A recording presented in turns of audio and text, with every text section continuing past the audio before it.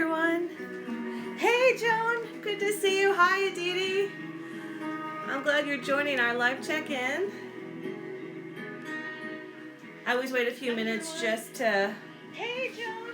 Sorry, I got the sound on. All right, so I always take a few minutes. We'll have a few more people join us. And Aditi, if you see at the bottom where it says comment, you can send little emojis. You can type in a question. You can send hearts. I'm going to send a heart to you guys. I'm going to wave to you. I know I've been missing the check-ins as well. So it's always nice to just kind of regroup and come back. And we should have more students joining us here fairly soon. So I always like to put on a little music. And here's a little bit about my little kind of vision board. I added a few more things. And since it's... Whoops, and that fell over, of course. Don't mind me. Since it's Asian Awareness, and I said the thing I was going to say, since it's Asian Heritage Month, I wanted to focus and spotlight a collection of South Asian writers, and also a dear friend of mine that passed away that's actually in this book. So I'll talk a little bit more about that. So, hey Chris! Hey guys, good to see you. Thanks for joining. Oh, okay. So what are you cooking, Joan? I'm very curious. Yeah, my boyfriend has been cooking up a storm, and I got up early this morning and walked about 1.5 miles with my dog because it's like, oh, I gotta really start burning off some of these calories. So, yeah. Well, good to see everyone.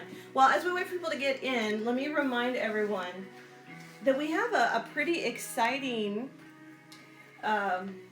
week this week with the check-ins. Hi, Sonia. Good to see you. Oh, you're making meatballs. Oh, nice. I bet those are good. That's the second time that meatballs have come into my conversation today.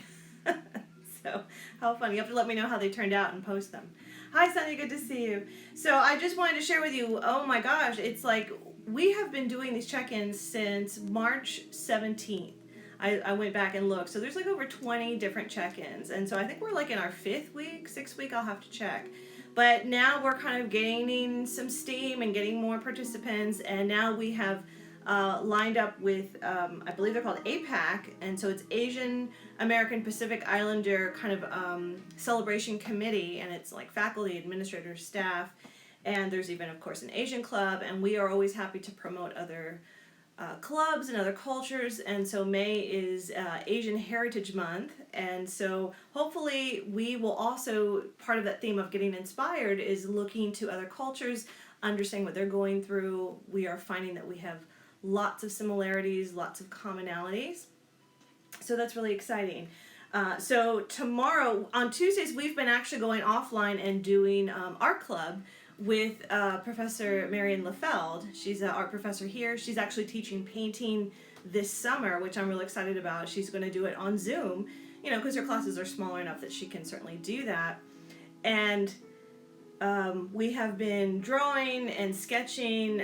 Last week we did some Loteria art, and I hope to finish mine up. I got as far as sketching I did a little umbrella, el paraguas. So I'm hoping maybe tomorrow's session I'll work on painting it. So yeah, we've been having all kinds of fun, doing all kinds of different things. And so that's on Tuesday. And then on Wednesday, we actually have another former ALAS president. I had to ask her when she was president because I couldn't remember. This is like 2015, 2016, she was president of the ALAS Club. And she is just about to graduate from the University of Minnesota. This is Dominica. And she was a dance major. And I remember her because she performed in a lot of the RLC dance concerts here at Richland. So she's in a lot of the photos and a lot of the videos that they show. RLC Dance Department actually has a Facebook page where they show a lot of the art and posters and whatnot about their concert. So she'll be there. She's going to take over on Wednesday. She definitely wants to talk about, what she's going through, and she's at the University of Minnesota. So imagine being Latinx and going to a region where there's not maybe as many Latinos in college, and so talking about transition, because she, like everyone else, loves Richland, and there is kind of a shift when you go to another college, and like I worry about Chris when he goes to Texas Tech. And for some of my other students that have gone on, that once they lose kind of that community, we want to make sure that they are staying okay and are staying connected. Okay. And then Thursday, we're very excited. We're going to have Dr. Aditi Samarth, and I'm sorry, I hope I spelled your name right in the email I sent out. She's going to talk about xenophobia and COVID-19, and so she teaches humanities here. And Aditi and I went on the trip to Vietnam 2 summers ago. So I love traveling with Aditi. She's wonderful input, wonderful insight. We went to the same graduate program, so it's going to be very exciting to have her on here and talk about all that. Oh, okay, I did. I said it right. Okay, good. I always worry that I mispronounce things. And then on Friday, we have another ALAS former president. She was president back in before 2014. And this is Gemma, and she's actually come and visited us on campus before. She actually graduated from UT Dallas and got a job working for a bank in Spain. And so her and her husband packed up their apartment and their cat and are living in Madrid. And, you talk about they have hit the worst of the COVID-19 virus and everything. So she's going to share her insights and talk about transition coming from Mexican culture and then now moving to Spain. So I'm very curious to see what she is experiencing with that and all of those changes. So just so many amazing things happening. And then of course next week we're probably going to designate Thursdays for Asian Heritage Month so that we can keep continuing to educate you about things about Asian culture. I might ask Curran from Singapore to come back one more time before the semester ends because you guys loved him. I loved him playing his music. And so I thought, yeah, let's have him on there as well.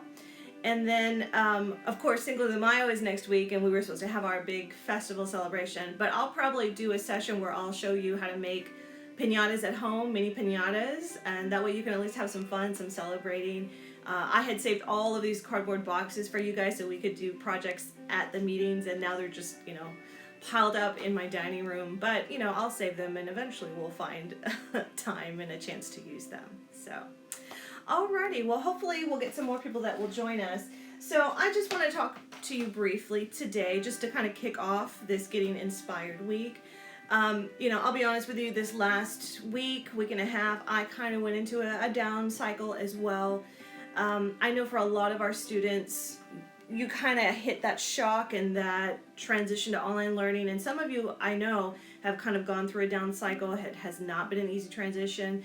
And I'm one of those people, I'm more of a delayed response. I react to a situation and then I don't process what has happened until weeks later. So for example, when my father passed away, I'm focused on trying to do their funeral arrangements and, pick up family from the airport and deal with mom falling apart and Jesse falling apart and, and everything else. And it wasn't until the funeral was done and then a month later in the middle of semester, sitting in my car, I heard a song that reminded me of him, and then boom, I was in that mourning process. So for me, it's always delayed. So right around early last week, yeah, my energy levels were going down. I wasn't doing my yoga as much, and it was just kind of that blah feeling. And those triggers are important to be aware of. And I know for some people, they can be very serious, but you have to constantly look at getting inspired. We've been talking about throughout all of these sessions about happiness and the art of happiness, the science of happiness. And some people are just naturally happy, naturally peppy. But for me personally, I have to work at my happiness and I have to work on my inspiration.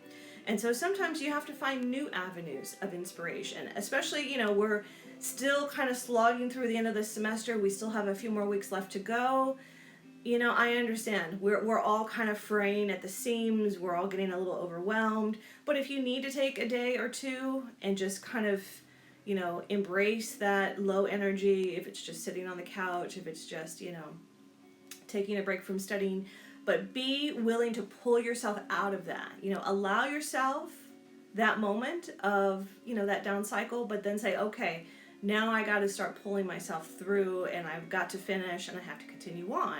And for me as a professor, I have to, because, students are waiting for grades, they want feedback, I have to post assignments, we have the Alice Club here. So, I'm not afraid to say that some days I'm not okay, but we have to find those things to continue to inspire. So I just wanted to share some things about where I get inspiration, what I value. And if you want to jump in, if you have a film that you watch that inspires you, or music, or things that you do, please feel free to write those in the comments and share those.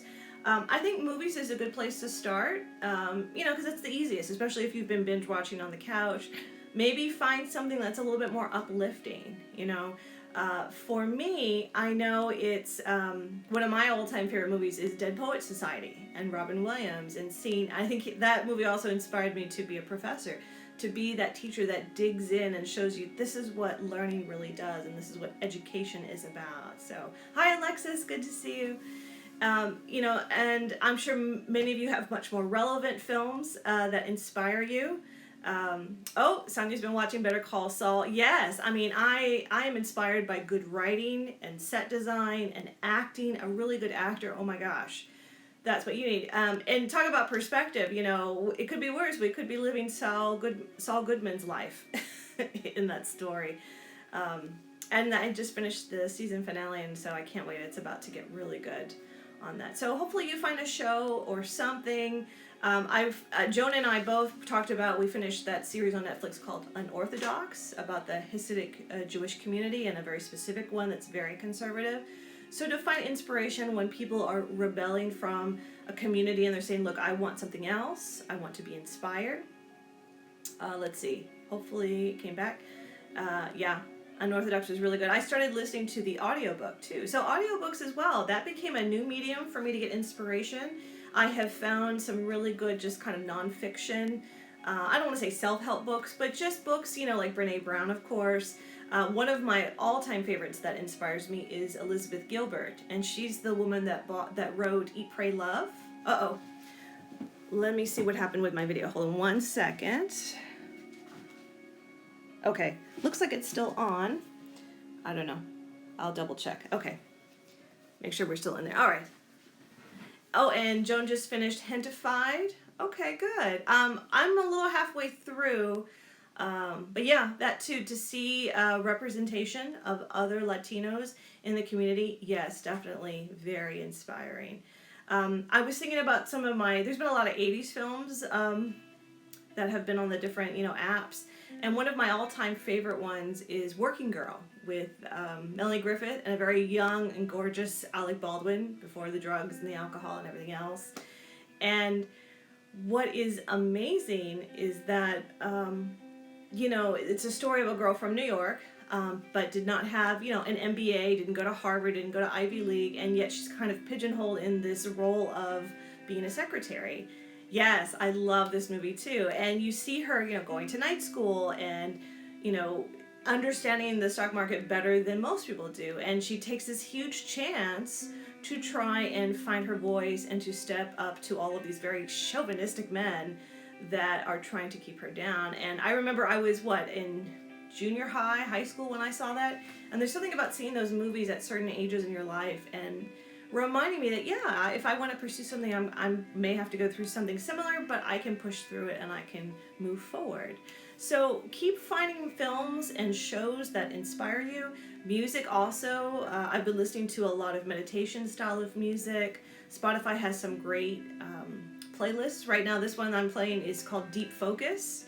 So it's more instrumental so that I can actually grade and do work without actually having to listen to the words. So many things. The other thing I wanted to share is that I started getting the New York Times because the prices are really inexpensive right now, and especially if you're faculty or students.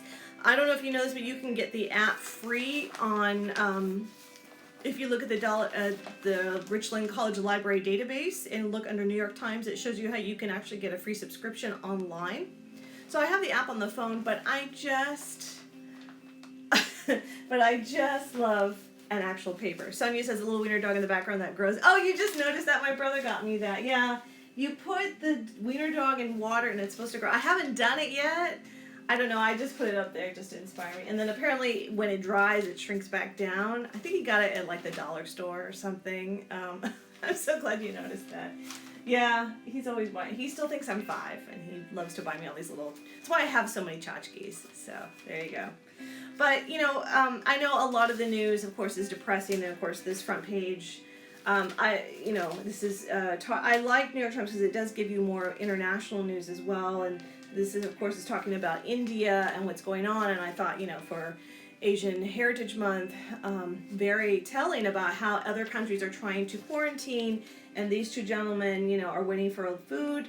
They're in a food line, but they're getting a plate of rice and lentils. And I know for a lot of people around the world, just getting that free one meal a day, that's all you're getting.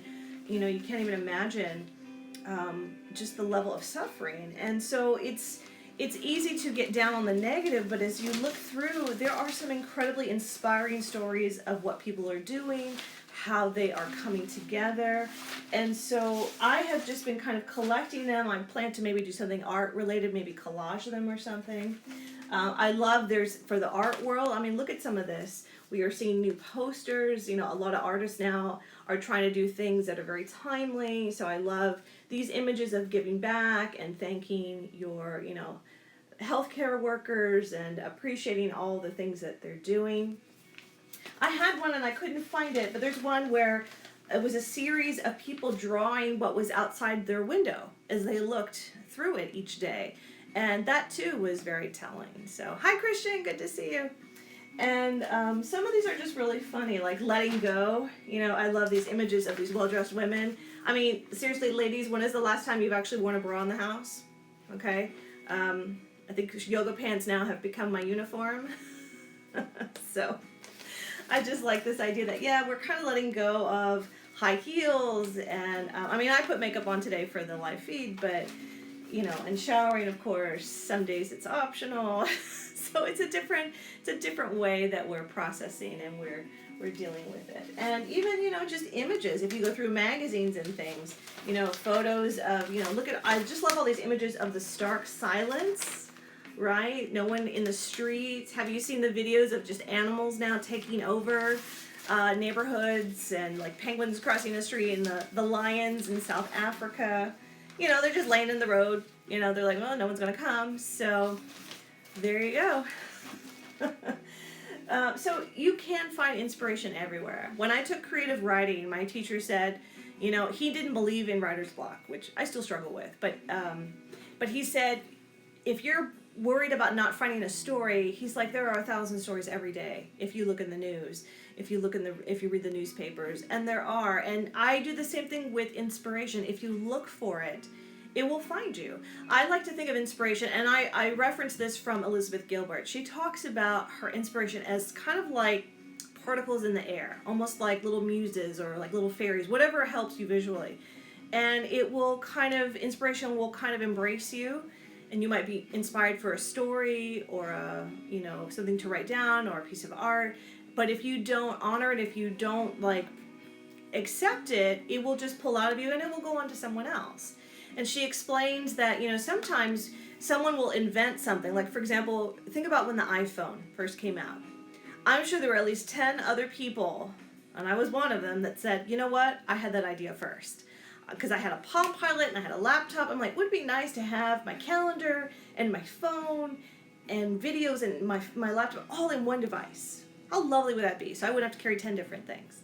Well, that's what inspiration is. Inspiration drops into several people, and it's the one that acts upon the inspiration that moves forward. So it's not uncommon that several people around the world will have the exact same idea at the same time, because inspiration is looking to plant seeds in someone that's going to bring it forth. Okay, and she talks about that for writers. Sometimes I'll get a great idea, and I'll be like, okay, I'll get to it, and then I go work on something else, and then when I'm ready to write it down, it goes away. So now I've gotten into the habit of keeping small little note cards or little notebooks in my purse or by my bedside, and the minute I at least get a feeling of the idea, I'll write it down just to kind of anchor it, okay?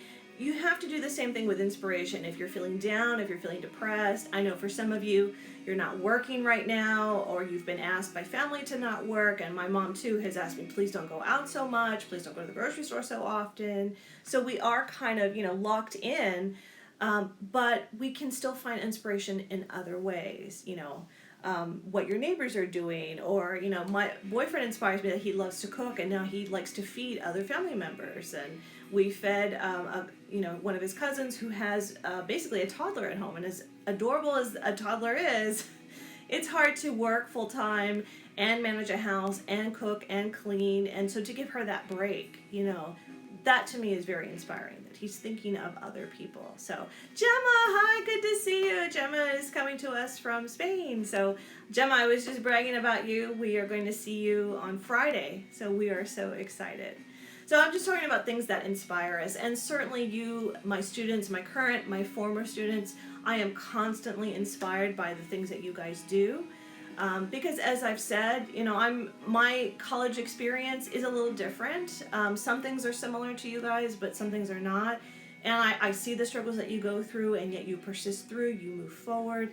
I've seen Gemma when she was president here, and kind of shy, and then now she is just flourishing, and I hope she's doing okay in Spain. I know they've been going through a tough time. So inspiration can be found in so many places.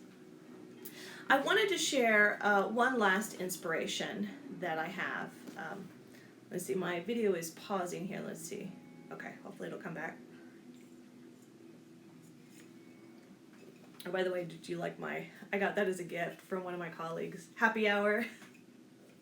So yeah, this is how I grow my collections. Let me double check to make sure my feed is okay, because it's pausing a little bit here. Okay, so it's still there. All right, so it's just my personal one. Okay, and I'll go back in. All right. So I wanted to share, this is actually, and Aditi might remember, this is Numair Kudri. He was a graduate student at UT Dallas, and he was also my former boyfriend from years ago. We dated very briefly. We were actually better as friends than anything else. And he inspired me because he was a writer. And he got published, before he came to UT Dallas, he was actually in, I believe, the UK, and got published in this collection called Story Walla. Okay, so there's like the chai walla, like the tea seller, the people on the streets, the vendors, and so it's a collection of stories from some very famous authors. Top of the list, if you see here, Salman Rushdie. Okay, and if you don't know who Salman Rushdie is, here I'm here to help you with your Asian inspiration, Southeast Asian inspired writers. And Salman Rushdie wrote, and of course I just forgot the name of it. I will remember in just a second. But he wrote a very controversial book that the Ayatollah Khomeini put a death threat on him for writing, because he writes about the Prophet Muhammad and not the satanic verses. Thank you. I knew someone would have it. And so he wrote a story that's in here. Jhumpa Lahiri, she also is a award-winning author. I've read many of her books. Interpreter of Maladies. There's so many others too. And then all these other really amazing writers. And so at the very bottom, when I look through the little table of contents here, Numair's is the last story, and Numair is actually from Bangladesh. Okay, so he's a Bangladeshi writer, and his story is called Chokra, and it's beautiful. It's just a little short story, very poetic, and I actually keep this book almost as a sacred totem. I keep it by my computer. Yes, and it was made into a film, and I actually haven't seen it. I have the film, and I haven't watched it all the way through. I need to do that. But Jhumpa Lahiri is one of my favorites. And Numair, what breaks my heart but also inspires me is that here he is, when he came to UT Dallas, he already had this under his belt. So he was going places. He had already been published with these well-known writers. He's getting recognition. His writing and his poetry are just beautiful. Well, unfortunately, we lost Numair. It's been, I think, 2 years now. Yeah, I think in 2018 in September. He had actually gone back to Bangladesh. He had graduated, he got his doctorate, he actually was able to defend his dissertation, which I was so proud. In fact, I saw him probably about 6 months before that, and he was finally doing it, and I was so inspired because I had kind of stopped working on mine, and he was like, look, you have to do it. And he was in Bangladesh, he went to a conference in Japan. And if you remember, there was some really bad storms and tsunami type of weather that was happening in Japan at the time. So the water levels had risen. It's windy. It's rainy. It's torrential downpours. He was he went missing for about 2 days. We don't know what happened to him, and then they found his body, and they think what happened is that he had left his hotel to go to a restaurant, and where he was walking, we think he may have slipped and fallen into kind of a local like river kind of thing, because of the rain and the wind might have just pushed him out, and he couldn't climb up to get himself out, and unfortunately he drowned. And it was such a shock. So many of us were just couldn't believe it. And he was teaching at a school in Bangladesh, and it was just so heartbreaking. And not just for who he was as a person, just an incredibly, lovely man, but also that he wrote such lyrical words. And so when I get kind of down on myself, or I'm going through that low energy as I talked about, I will read something, or I'll go back and I'll look at this and I'll look at his words, and I am reminded that, I have to be grateful for what I have here, and that he is talking to me, and he is telling me to keep writing, to keep moving forward, to keep doing the check-ins, to keep being with your students. And just his way of writing, it's just so beautiful. So, for me, it's not wrong. I don't have an issue with finding something that's maybe more mournful or sad for inspiration, because it should remind us about it. Do I have a favorite passage? Well, let me just read the first paragraph. It is just so lovely. So you can get a sense of his style of writing. Okay, if I can see. All right, so it's called Chokra, and it says, "My sister was born in a kerosene drum. I was 6 years old when she was ready. Amma took me behind the railway tracks where rough men sat outside tea stalls and wooden slants. I could tell from her tight grip that I was to be silent. After much walking, we stopped outside a tin hut. The men here looked especially dangerous, and I began to fidget restlessly. This angered Amma, and she stilled me with a sharp jerk. She spoke to them, asking for a Baba Mia. We were told to wait." So even in just that brief paragraph, just how he tells you just from gestures, like we're taught to write about what you see versus what you're thinking, and we all had that moment with our moms where they kind of squeeze us a little bit, like, behave, don't say anything, don't ask for anything, and just right there, it just jumps out at me. And the way you enter into a story, and what do you mean his sister was born in a kerosene drum? And he's talking about, a baby that was stillborn, and how they're going to pick up the body so they can bury it. A lot of his work is just very much about street life and about the tiwalas and the people that, that he saw every day when he was growing up in Bangladesh. So yeah, I always think about him, and, wherever he is, I hope he is happy and he's healthy and he's inspiring other writers to continue. Okay, so think about the people in your life. Think about what inspires you. What are those small moments of things to be grateful for? I know for me, I am certainly inspired by the check-ins, when you guys take them over, when you share parts of your life. There is so much that we have to be grateful for, and I know this is not the best time with unemployment and long lines for food, and it's rough. It is rough. So I will close out with sharing one last thing that does inspire me. So whenever I do get really stuck, I go back to my poetry. Okay, and we've talked about La Frontera, we've talked about Gloria Anzandola. I'll actually read her poem to you, one of my favorites, which I think connects with a lot of my students. And then I bought this at Barnes & Noble a while ago. It's just a little pocket poetry. I just love reading classic poetry. Walt Whitman's "Oh Captain, My Captain." One of my favorites is Emily Dickinson. Let me read this one to you real quick. I remember I got into it with one of my professors because he's like, "Oh, Emily Dickinson is weird and morbid." I'm like, no, she's not. She's capturing what she sees in her solitude. So every so often I go back and reread her poems. So Emily Dickinson. So let me share it with this one. It's called "Hope is the Thing with Feathers." And you know what? I gotta put my reading glasses on because I'm half blind. I can't see. So hold on a second. Okay. Talk about getting old. All right, there you go. I call it my Lisa Loeb glasses. All right, there we go. Now I can see. "Hope is the thing with feathers. that perches in the soul and sings the tune without the words and never stops at all. And sweetest in the gale is heard, and sore must be the storm that could abash the little bird that kept so many warm. I've heard it in the chillest land and on the strangest sea, yet never in extremity it asked a crumb of me. So I love, she wrote quietly in her office, in her room. When she died, they just found all these little scrolls in a drawer. You know, you talk about a woman that lived in isolation, lived alone.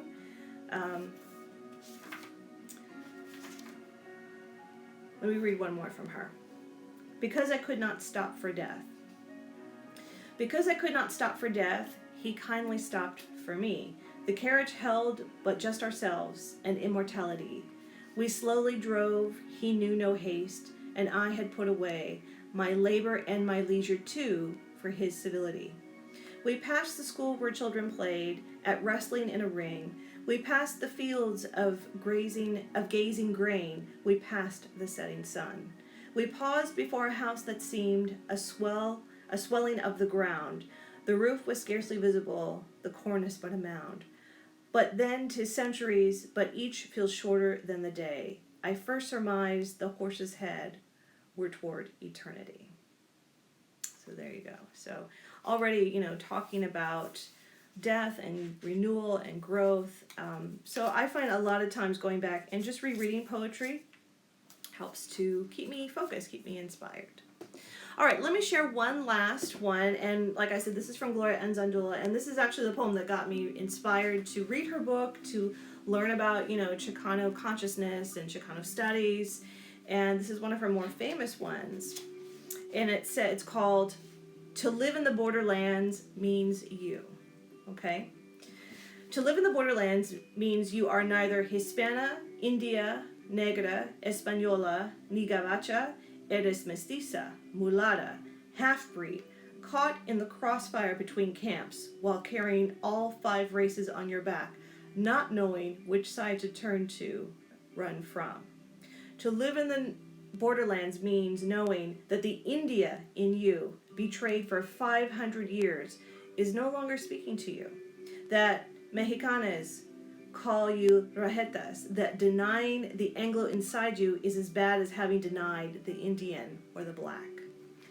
Cuando vives en la frontera, people walk around you, the wind steals your voice. You're a burra, a buey, scapegoat, forerunner of a new race, half and half, both woman and man, neither, a new gender. To live in the borderlands means to put chile in the borscht, eat whole wheat tortillas, speak Tex-Mex with a Brooklyn accent, be stopped by La Migra at the border checkpoints. Living in the borderlands means you fight hard to resist the gold elixir beckoning from the bottle, the pull of the gun barrel, the rope crushing the hollow of your throat. In the borderlands, you are the battleground, where enemies are kin to each other. You are at home, a stranger. The border disputes have been settled. The volley of shots have shattered the truce. You are wounded, lost in action, dead, fighting back. To live in the borderlands means the mill with the razor-white teeth wants to shred off your olive-red skin, crush out the kernel, your heart pound, you pinch, you roll out, smelling like white bread, but dead. To survive the borderlands, you must live sin fronteras. Be a crossroads. And so I find that very inspiring. It's one of my favorite poems about her. This is Gloria Anzandula, and her famous work is called La Frontera, Borderlands. And for many of us, and it doesn't matter what your ethnicity is, many of us coming from immigrant backgrounds, we live between two worlds. We live between this white American dominant world. We live with our traditions, our heritage. We're trying to go to school. We're trying to work. And how do we process all of that? How do we live in those in-between places? And we're constantly warring within ourselves. The Indian within us is suppressed. The African is suppressed within us. The white, is forced to come out more. We're forced to move away from our culture. So, there are so many ways that you can get inspired, whether it's, through reading poetry, through finding films where you find representation. Sometimes finding somebody else's story is very inspiring, especially if they're going through a very difficult time. I think that's why I like podcasts about like innocence projects or murder mysteries where people are found innocent or they find the killer.